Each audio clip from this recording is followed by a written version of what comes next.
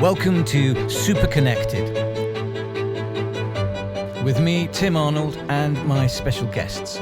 We invite you to join us in an intimate and honest exploration into the theme of connection. What it means to be connected to each other, what it means to be connected to ourselves, and what it means to connect in an ever-changing world.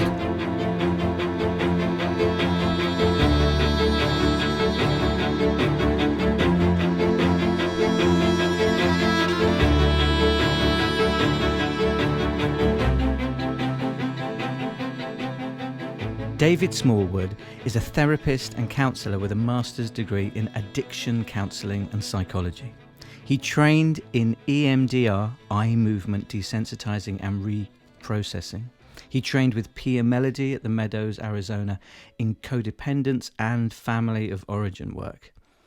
He's the former director of the well-known addiction unit at the Priory Hospital in London, and he's the author of his seminal book on addiction, Who Says I'm an Addict? David's specialist areas of interest are addiction and childhood trauma. Jolly subjects to weave into our show this week. But you know, I think they are jolly subjects. I've been a lot jollier since I first met David, who helped me on my journey out of hell, as he has done with countless others who yearn to transform their lives into something as beautiful as they are precious. To me, David is a practitioner of a form of magic, a kind of healer, if you will. And I believe that none of us can ever get enough healing. So that's why I thought it would be great to invite David on the show. Let the healing begin. David, welcome to Super Connected. How are you? Thank you. I'm all right. Yeah, it's great to see you in times of stress, but it's great to be here. Yeah, so we're obviously we're pre-recording in my studio, as Soho Radio in London have had to take on board what's happening with the outbreak with coronavirus. But and you obviously, I apologise for being late. I ran into a bit of crazy shopping up in Muswell Hill and was here much later than I thought I would be. Now, we were just talking beforehand that obviously the subjects of psychology and therapy, addiction and codependency all can sound quite lofty and removed from many people, but for me they're parts of my life, but actually I think they're parts of everybody's life. You've been counselling professionally for over 20 years now, haven't you? Yes. And I think your book, which we'll talk more about, is is a great contribution in terms of, I don't know, unghettoizing the whole world of self-help and spiritual growth and how our human behaviour actually can be transformed if we want to find practices to apply to it. What's your experience been in terms of just your clients and what's happening at the moment with coronavirus, panic, anxiety? Has that played into your sessions? Well, it actually falls into quite a good category there, because I deal with a lot of addicts, and because I deal with that particular spectrum, addicts are prone to anxiety, frustration, anger, despair, and if you isolate them and put them into a house, a box, they're liable to do anything. So for me, what's happening is quite difficult for addicts to deal with, because the real core of addiction, as far as I'm concerned, is not being connected in the first place. That we find ourselves outside of the herd, if you like, for want of a better expression, and feeling isolated, which then brings up all of the basic human feelings of fear and anxiety that something awful is going to happen. Yeah. So isolating people in the job that I'm in is not good. I want to get connected with people. It's, if I have a skill, it's to be connected to people. Of course. And I think that's vitally important. It's not as easy to do. I mean, if I'm told you can't do one-to-one sessions, in person, then I'm quite happy to do Skype or FaceTime or whatever. Yes. But it's not the same. That connection is really important. Yeah. And actually, I mean, that's the main reason I wanted to do these shows. It's about connecting, and that was part of my feeling about the difference between the connection of what we have at the moment. This is being in the same room with each other, seeing each other, being able to make eye contact, and then what's much more usual now, which is we're connecting via texts, messengers on Facebook, or even WhatsApp. disconnecting. Or disconnecting, yeah, more of that. Sure, and we've all got. I mean, I'm trying to remain impartial in terms of technology and how it's either connecting or disconnecting. I think there are positives and negatives. For me, it's been mostly negative, but luckily I found that out a few years ago and started taking steps to try to deal with it. But in terms of what's happening at the moment, I mean, you said that, you know, for addicts, that it's obviously it's so important to be able to connect. It's why things real like time. AA and NA work, because it's a connection with a lot of people who have the same issue, and when you are in with a crowd of people who understand you, who have the same feelings, your level of distress comes down, and you're able to access what you need for recovery, and that keeps people. So in early recovery, for instance, if you go to an AA meeting, they'll tell you to go to 90 meetings in 90 days. Yes. Because if you're going to a meeting, you are connected. Now, you don't want to do that for the rest of your life, but in the early stages, it's a really good way of being connected. At the moment, I don't. You probably have the same thing in terms of loved ones and family. Really close friends or close colleagues. We're depending massively on technology, and we're depending massively on remote connection. Yes. To be able to hear and see the people that we care about, who we can't necessarily see in the way we'd choose to if we could. And I was talking to somebody that works for Nokia Bell Labs yesterday, which is a sort of innovation technology company, very much focused on how technology has advanced over the last, 20 years with the digital revolution, but there are still many aspects missing that deal with our emotions and the way emotions connect. So, for example, you know, when you connect with somebody in the same room and you're looking at them and there's body language and actually seeing, there is one kind of emotion. Yes. And then another kind of emotion. It's still an emotion, but it's a different emotion when you're in front of a screen. And we have mostly trained ourselves to think it's a great replacement, but actually it's a completely different emotion. Am I right in saying absolutely? I think so. As a psychologist, you personally, I think that we have this amazing situation where we can be connected to people across the world instantly. You know, you can phone somebody in Australia on the internet and be instantly in touch with them. But in other aspects, it actually disconnects people, because it is really important that people have a face-to-face, body present communication. And what you can't get, or I certainly can't get on a screen, are the microfacial features that tell me how that person or patient is really feeling. You know, we pick up lots of keys from people that we don't know that we're picking them up, but we are. Yeah. So, you know, you can see someone when someone's grinning or someone's angry, but there's lots and lots of emotions in between that we pick up subconsciously almost. And you don't get that through a screen. No, and yet it's great for things that don't depend on emotion. Yes. Yeah. I mean, if you've got a loved one that lives in Australia, it's great to be in touch with them, and you can do that on a daily basis. I mean, you go back 40 years, it would cost you quite a lot of money to have a phone call to Australia once a month. Now we can do it instantly. Now, obviously, I've read your book, Who Says I'm an Addict? Yep. Which is fantastic as well, because it doesn't, like some of the many experts in addiction that I've met on my travels, it doesn't distinguish addiction as something just to do with drugs, or alcohol, or whatever. It's a thing of its own, and it's up to the individual quite often where they choose to associate their addiction. Or where they get the opportunity. What's available to them. And the really both exciting and frightening part of the book that sort of touched me and has made me think about it ever since was you talking about the limbic system. Yes. Can you talk about that in case somebody's just heard me say limbic system and thinking, what the hell is that? Okay. I think definitely you should be the person to do it. Okay, so this is a thumbnail sketch. So our brain consists of various parts.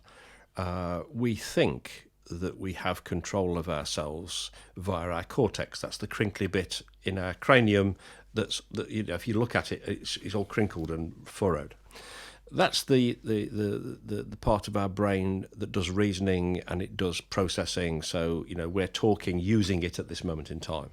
However, there's a much more primitive part of our brain, midbrain limbic system, which and specifically a very little part of it called the amygdala, which responds to threat. Okay, so for 4 million years we survived as a species only by collaboration. If you are a single entity and you're living on the savannah in Africa, you're not going to make it through the day. Something's going to come along and bite you. Okay. But as a collaboration, as a tribe, we can survive. So our limbic systems are very, very acutely aware of all this going on, and our limbic systems pick up threats very, very quickly. Now, 4 million years ago, it was to guard against wild animals, but that's now almost in I think it is in our DNA. It's part of our very being that we have an alert system that saves us from danger. And when that part of our brain is triggered, when that amygdala is triggered, it sort of hijacks your cortex. Your cortex might not as well be there. It acts. So if I threw something at you, you put your arms up and go out, whatever. And then the second thing that happens is that threat is then stored in another bit called the hippocampus, which is just a memory, ready for the next time that happens. And you can't take it out, it's there. Yeah. So if as a child you are threatened by an adult, or verbally abused or bitten by a dog, your amygdala reacts to that and you put your arms up and cry and get attention, but then it gets stored in your hippocampus. So after that, you could be 35 years old, and if you see a dog like the one that bit you, you're going to have the same reaction, almost as if it happened right that second. Okay, so your limbic system doesn't respond to age; it's just instant. Okay, it happens. It responds at the age that you got the first stimulus. Yeah. Okay, so if we go through life, so it's not in a part of our memory that we can easily access. Well, we certainly can't take it away. You can't change history. Well, the only people I know who can change history are Americans. They're very good at it. I can rewrite it easily. But we have this system that reacts, and it's there locked in your system. Now then, if you happen to be, and I guess this is where I believe the core of addiction is, if you happen to be slightly more sensitive when you're born, okay, whatever happens to you will impact on your limbic system more than other people. Does that make sense? Yeah. Okay. Now then, if you're walking around feeling more sensitive and those things happen and you don't know what to do, if you have, even as a very young child, our limbic systems are online learning and hearing and feeling from the day we're born. Okay, so things that happen to you all the way up to about 17 years old get locked in that process. And if we are in distress as a result of that, and I guess I would appeal to anybody that's listening to me talk at the moment. I heard this guy Neil deGrasse Tyson on the web the other day, and he was saying, a life lived in fear is half a life. Okay, so I really would appeal to the people who are in fear of any description, who are anxious.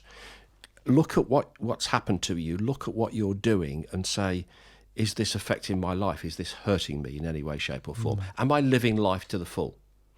And if you are, just examine what it is that makes you that way, and how you deal with that. Now, I'm not trying to make people into addicts. I'm just saying that if that's happening, then there's probably some distress going on. Yeah. And we all find it so easy to think that our version of living is normal. Yes.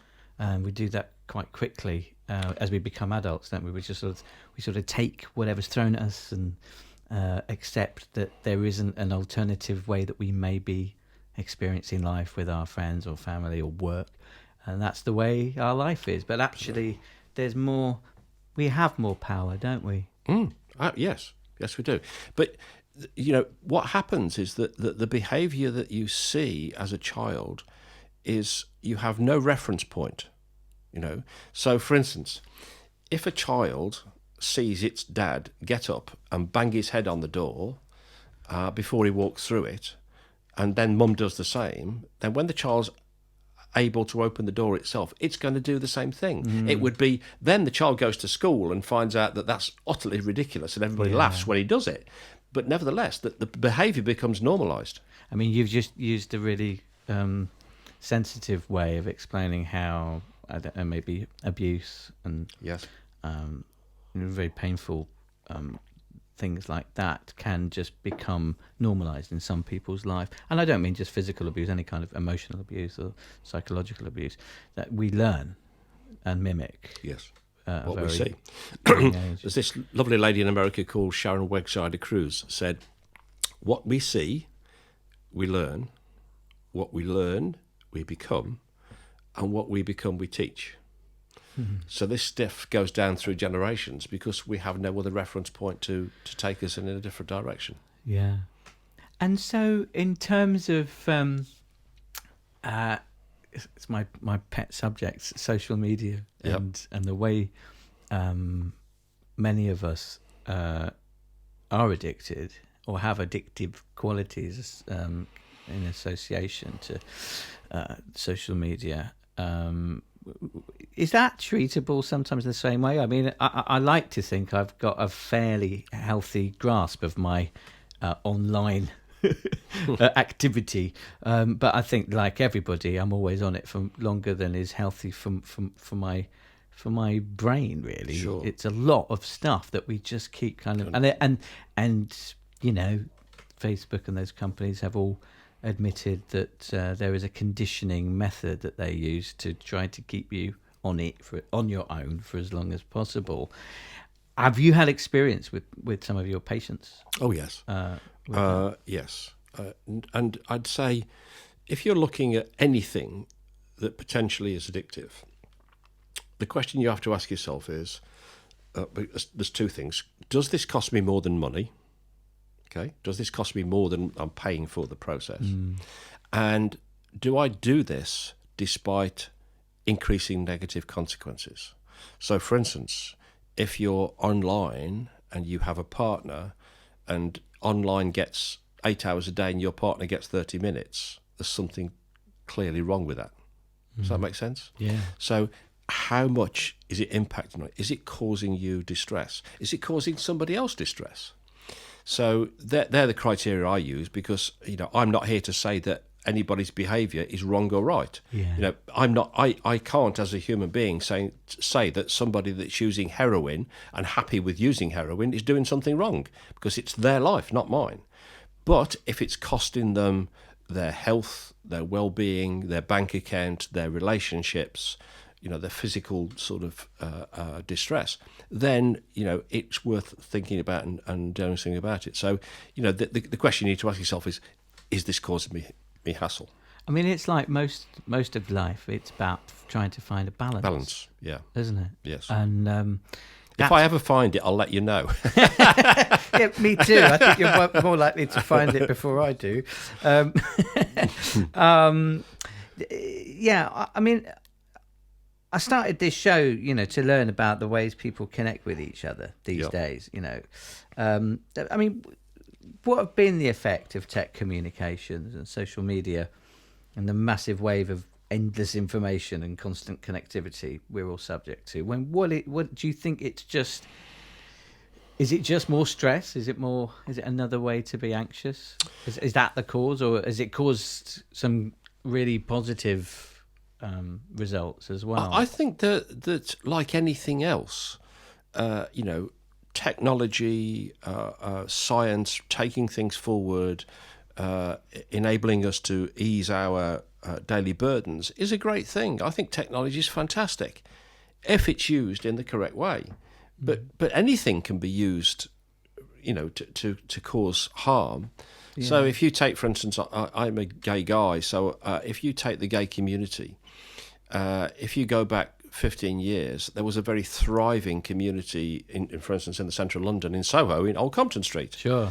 Now, around the country and in Soho, a lot of the footfall has fallen because of online apps. So guys want to meet guys and they just meet on an online app. Mm-hmm. But the problem is with that is that it's okay. There's nothing wrong with it per se, but look what it's done to the community. It's separated the community out, and now we're people are communicating via a telephone again.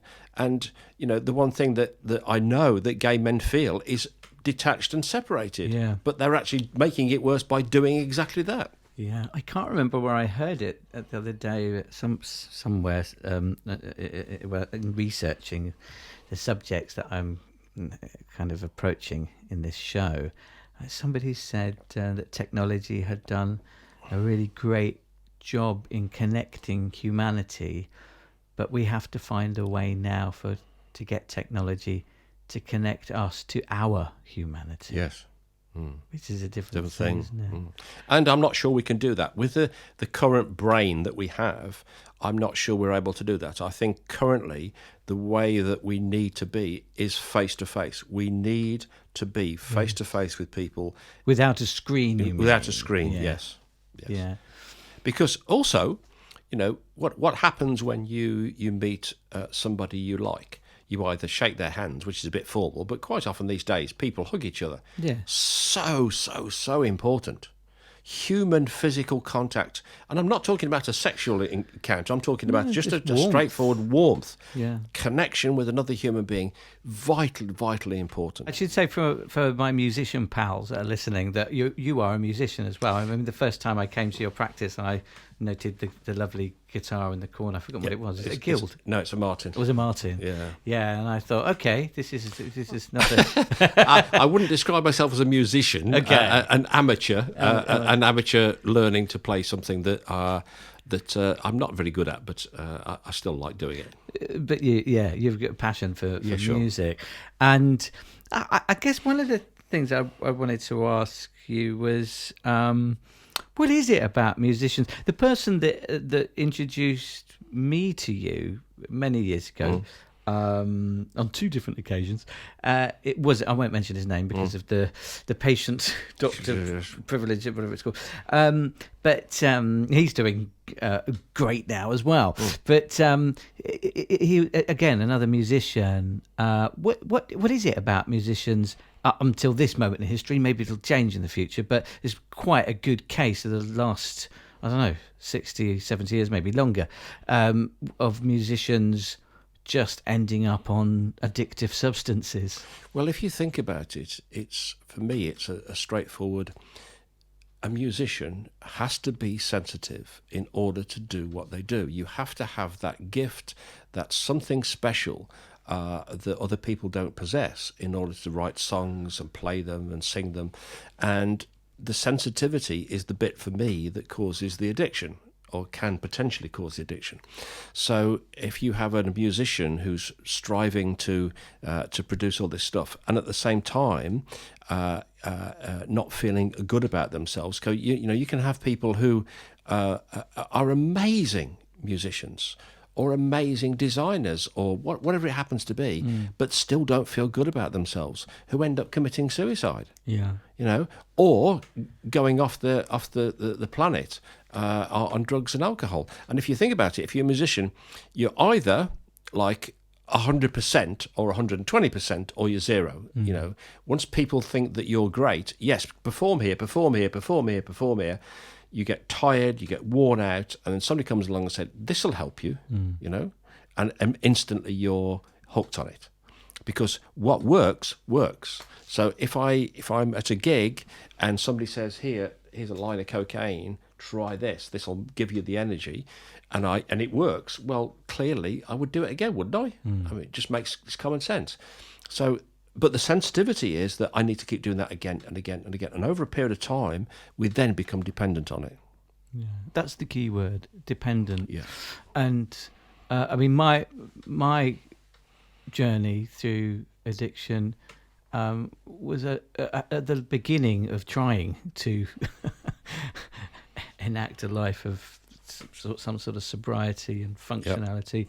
Yep. was based on the idea of, I'll fix this and then I'll get on with my life. Yes. It's not. It's this is part of my life, and I'm going to accept it and work on it until I die. Yeah. Is what I've learned since. Yeah, absolutely. You never stop working on it. No, I've been clean for 32 years.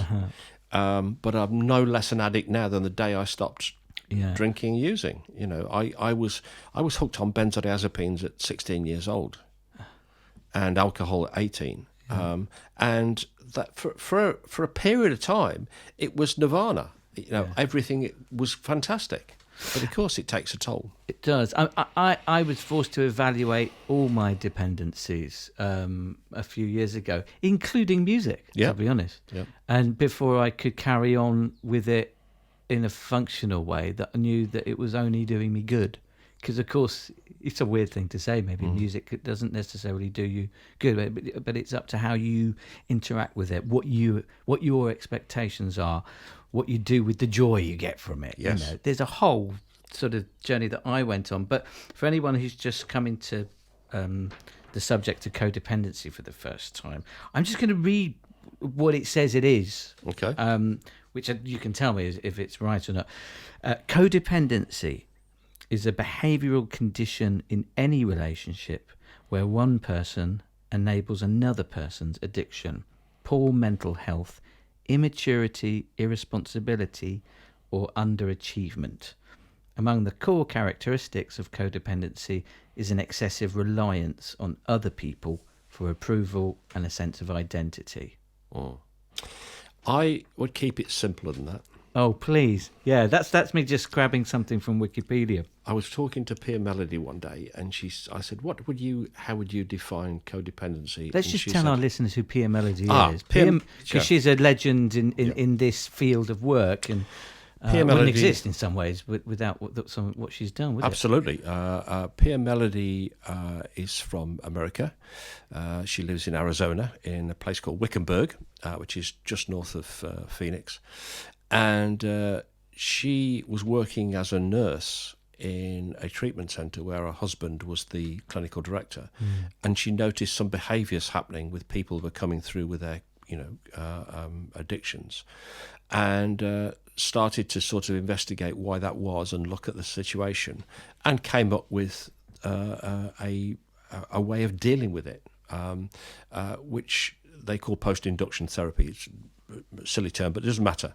At the Meadows now, they do something called a Survivors, which is to deal with your codependency. It's a week-long program. It's fantastic. I've done it. It is life-changing. But what she saw was the behaviour in people that was detrimental, even when they'd stopped using. It was still detrimental to their well-being, and tried to figure out what it was.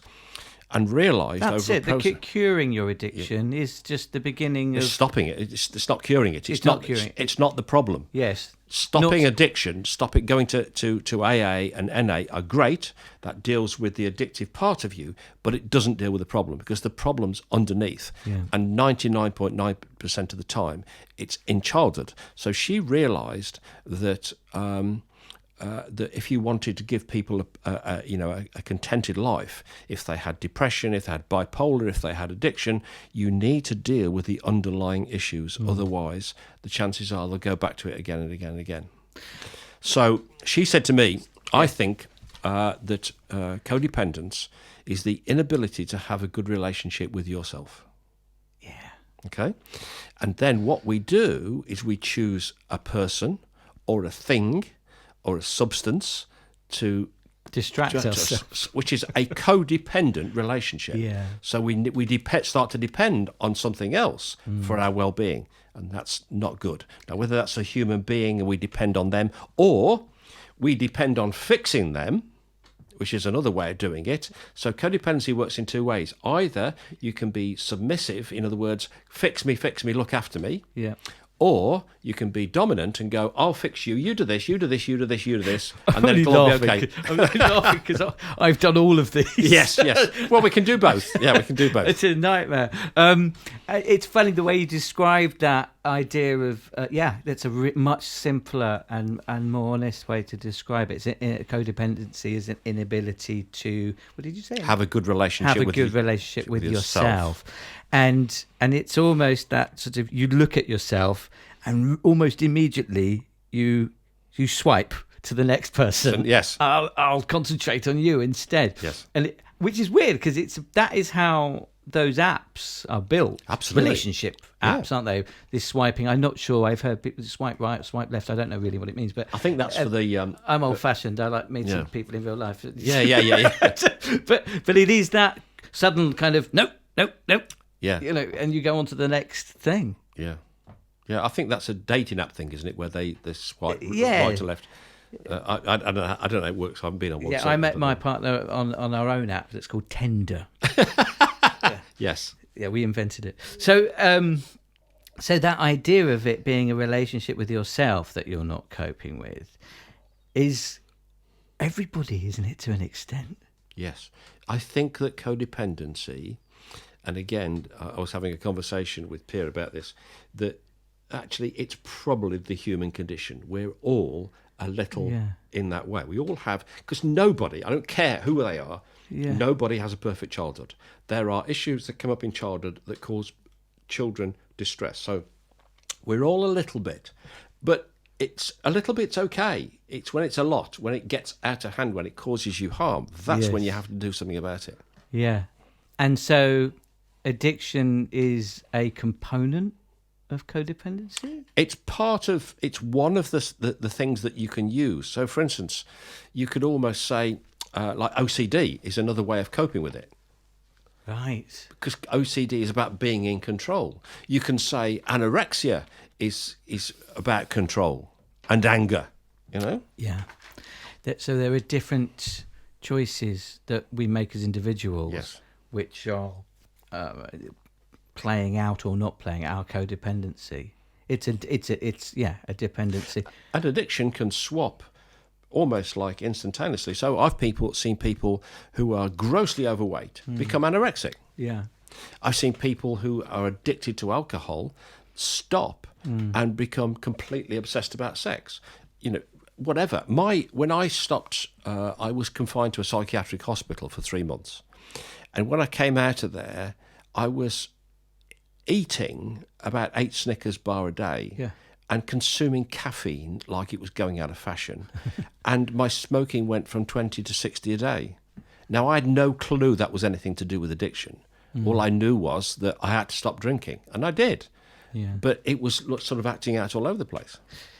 It strikes me there's that kind of there's a approach that we all must try to take when dealing with these sort of issues that isn't black or white, is it? And no. And it reminds me of a lot of different things that I've stumbled on. One of them was a Buddhist monk in Thailand who said, nothing is certain, even though the world is changing. And it's neither negative or positive. It's really beautiful. It just is. It's just true. Nothing is certain, even though the world is changing. You can take that into a very doomy, sort of meaning, or it's really exciting because things might get better.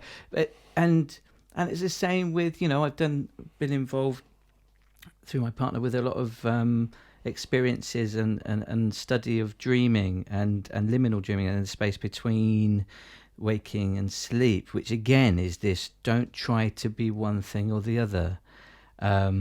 This space that you're talking about that we need to address, it's not I must stop my cigarette addiction and then that will equal success or whatever it is. There is no definitive result in these kind of pursuits where we're trying to look after ourselves. Yes. Is there? No, there's no such thing as a perfect recovery. I don't believe that person exists. But what we can do is we can be as moderate as we can. There are certain things I can't do. Yeah. I can't use drugs. I can't use alcohol.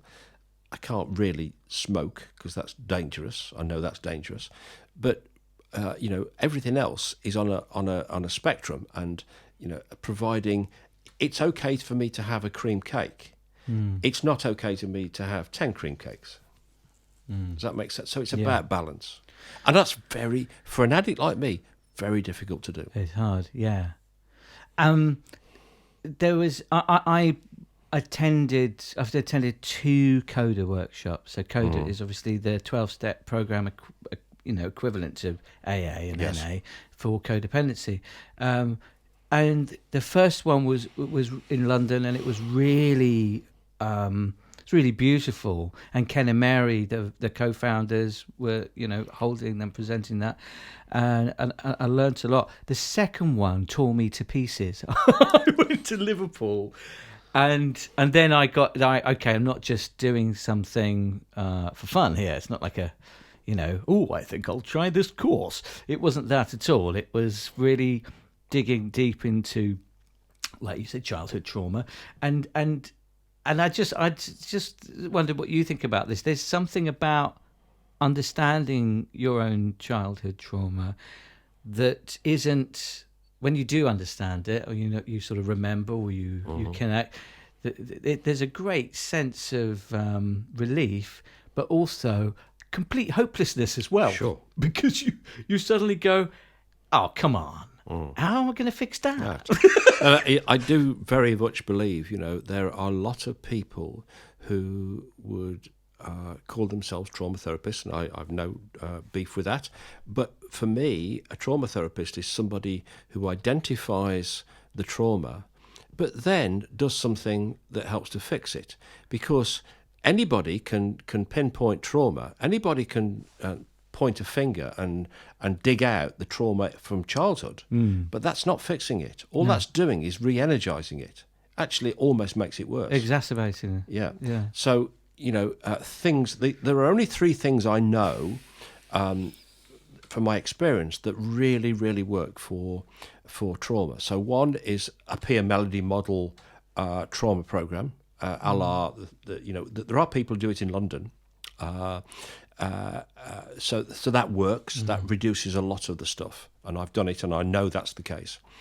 EMDR reduces trauma. Yeah, it's a long process. This is the eye movement. Eye movement. Yes. So you wanted to say a little bit about that, because even for some people that are just stressed and they have a busy life, it's not like some deep problem they're looking for. It can be anything. This is a really great method of addressing kind of day-to-day problems, isn't it? I did some training with EMDR, and it was originated by a lady called Shapira in the States. And what she noticed is that if you rethink through a traumatic event, no matter what that is, and at the same time you move your eyes left to right, or right to left, but keeping your head still. So in other words, you're moving your eyes but not your head. For whatever reason, it connects your limbic system to your cortex, and it resolves some of the trauma, because under normal circumstances there is no connection between your cortex and your limbic system. But doing this actually connects the two. Now, I don't know why that works. I have no idea, but it works. Did she discover it? Yeah, she discovered it sitting in a park one day, apparently. Wow.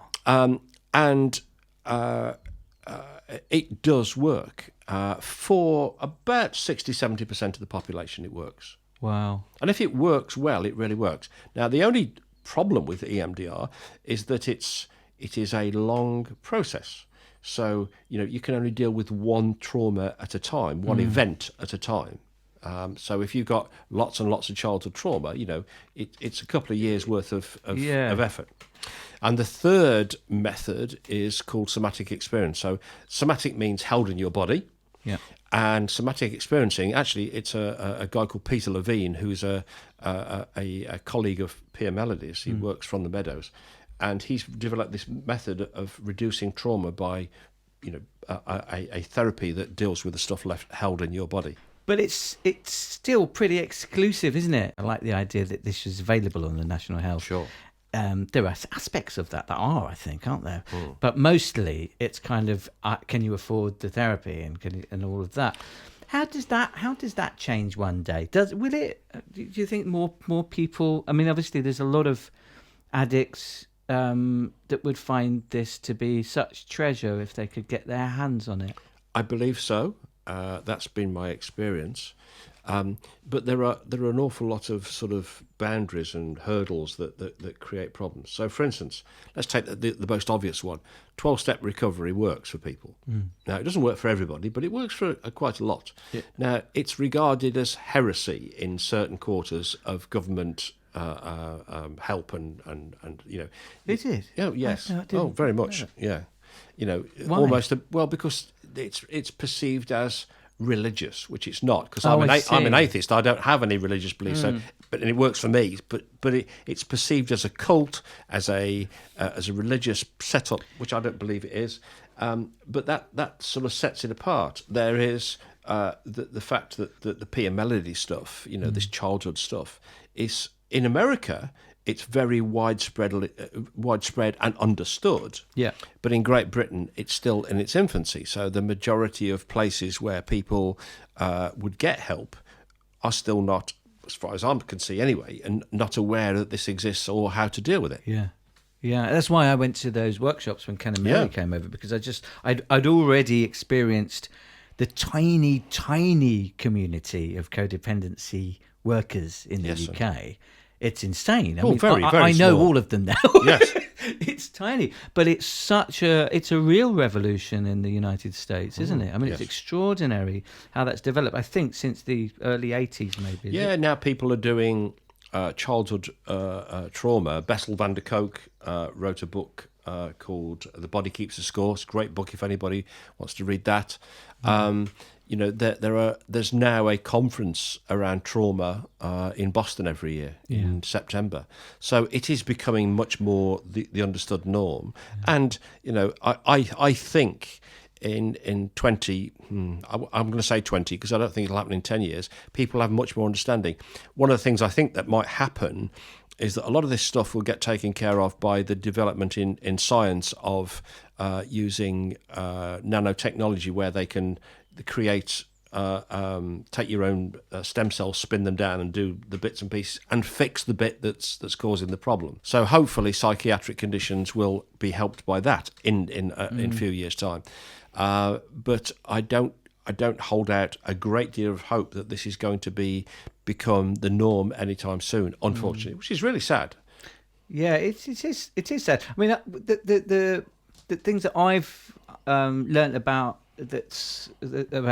psychology and therapy and practicing your own well-being, loving yourself, developing a relationship with yourself, all these sort of things. I kind of think that as long as the world is still turning, in 100 years, that 13-year-olds will be just doing this without a problem. They'll be kind of, it will just be so. But hopefully, that's part of our evolution if we get there. I hope that in 50 years' time, educationalists will understand that what's happening with kids at a very early age. At the moment, they're treated as if they're like objects, but kids at 2 years old have brains and have memory. A newborn child can remember its mother's milk from 10 others after 2 or 3 days. Yeah. So that's memory. Now, we might be able to not recall that, but the memory's there. Yeah. Are you an admirer, fan of Greta Thunberg? Oh, yes, very much. Yeah. Yes, absolutely. I mean, I think her courage is amazing. Absolutely amazing. To stand there in the face of some lunatic like Trump, who's abusive towards her, and stand there and just have the spirit to be able to sort of say the truth as she sees it. Do you have thoughts about neurodiversity actually? She called it a superpower, and in some respects, it's more. I see it as, all of us are unique. Every single person is unique, and if you put every single person's perspective together, we get the truth, don't we? Yes. And I just, what's your feeling about neurodiversity in general? Well, because you see, unfortunately, humans like certainty. They like to put things into boxes because then they can cope with it. Labels and Put a label on it, categories. then I know what it is. So something like gender fluidity, for instance, is an absolute nightmare for the average population. It causes me, It's again what we said earlier about this trying to be in between. Fluid with your outlook. Yeah. Isn't it? But people can't stand somebody that says, well, I might look like a man, but I feel like a woman. They just don't know how to do. That's not in a box. Yeah. And so great, I think, for a community of anybody that's classified as neurodiverse to have somebody like Greta Thunberg saying, "Yeah, we're us too." Well, I do seem to remember that the Indians in America had sort of like 27 classifications for gender, 300 years ago. That's right.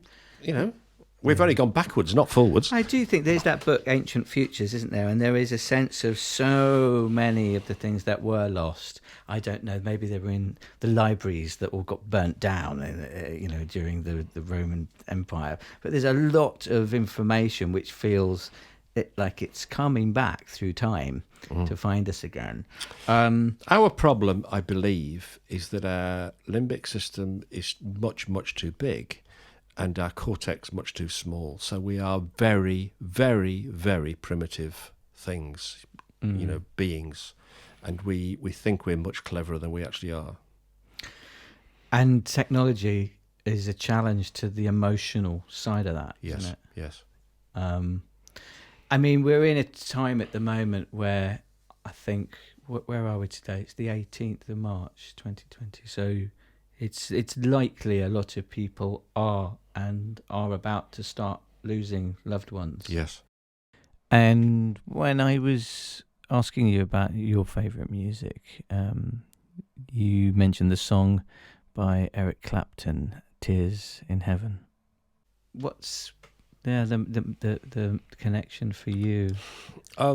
It's about loss. You see, throughout my childhood, I was in a state of distress. I think I was in a state of distress until I was at least 36. And I grieve sometimes for the loss of my childhood and the loss of my adolescence. I'm not saying there were times when I didn't have fun, but I was always in a state of acute distress. And that song is very much about loss and the feelings around it. Also, for me, it gives me hope, but it's also about acknowledging the depth of the grief that people can feel around losing something. And in his case, that lovely little boy, I admire that guy to be able to come on stage and sing that, because I couldn't do it. I think it would tear me apart. Yes. I think he's actually stopped singing it now. But I couldn't do it. David, this has been such an amazing hour talking to you. Is there anything that you'd like to say further?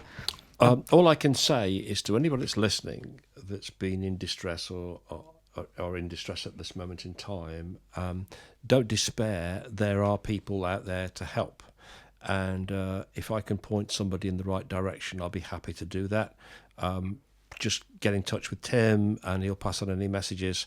I can't guarantee to sort anyone out, but I can help in any way, shape or form I can. And, there are lots of people around who are in that same spectrum. Yeah.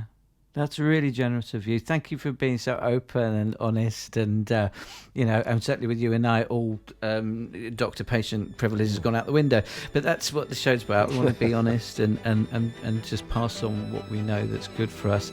David Smallwood, thank you so much for coming and being super connected with me. Welcome.